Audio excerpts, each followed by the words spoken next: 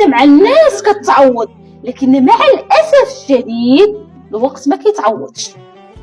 لو تجيبي الملايين ديال الدنيا كلها وتقول بغيتي ترجع لواحد المرحله من حياتي ما غاديش ترجعي. هذاك علاش كنقول لكم كل مرحله في حياتكم، كل لحظه نتوما كتعيشوها حتى هاد اللحظه ما تحسش بالعيا، ما نبغيش نشوف شي واحد مكتئب، ما نبغيش نشوف شي واحد مقلق، ما نبغيش يعني سبحان الله العلي العظيم. هو الوجه هو مرآة على داكشي اللي في القلب.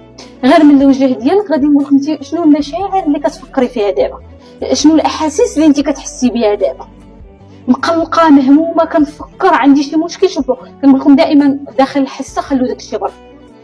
صعيب، ولكن ملي تجيني فكره نخليها تدوز ماشي نركز معاها، لان هنا شنو كندير انا كنتعلم كيفاش نتخلص من دوك المشاعر السلبيه، وما نربطش دائما سعادتي بواحد الشرط. غنكون سعيده الا شريت الدار، غنكون سعيده الا فرشت الصالون، غنكون سعيده الا ولدت، غنكون سعيده الا تزوجت، غنكون سعيده الا حجيت، غنكون سعيده الا لا.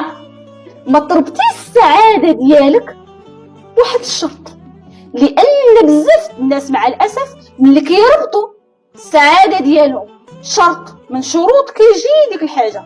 وحده كتلقاها وصلات ودارت في الدار ولكنها ما فرحاناش، لقات شبابها صحتها عمرها ضاع.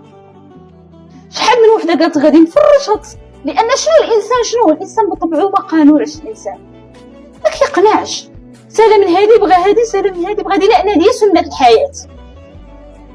فانا شنو كنتمتع بديك اللحظه اللي انا كنعيش.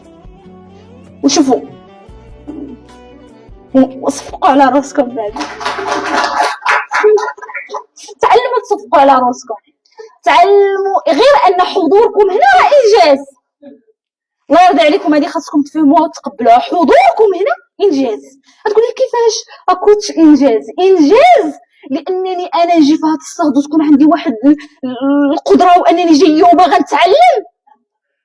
الحاجه الوحيده اللي كتخلي بنادم يخرج في الصهد ويخرج كلشي هي اللي غتشد الفلوس.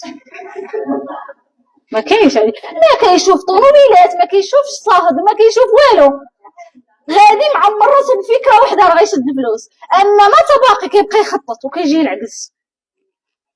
غير كون نعست كون ارتحيت شويه، اش غادي تقول هادي كاع، اش غادي تكلم؟ الهضره ما كتعاودش. الا سولتكم على اول موضوع ناقشنا مع بعضياتنا وتعلمناه شنو هو؟ اول حصه لا ماشي هو اول موضوع، لا التنفس ديما تكلمنا عليه، غنتكلموا عليه حتى الحصه داك التمرين. شنو الوليدات؟ التربيه الوالديه او التربيه الايجابيه. تكلمنا على التربيه الايجابيه، كيفاش نتعاملوا مع وليداتنا. ما غاديش نكذبوا على بعضياتنا ونقولوا بان كاين شي واحد غيقول لكم كيعصبوا في وليداتو.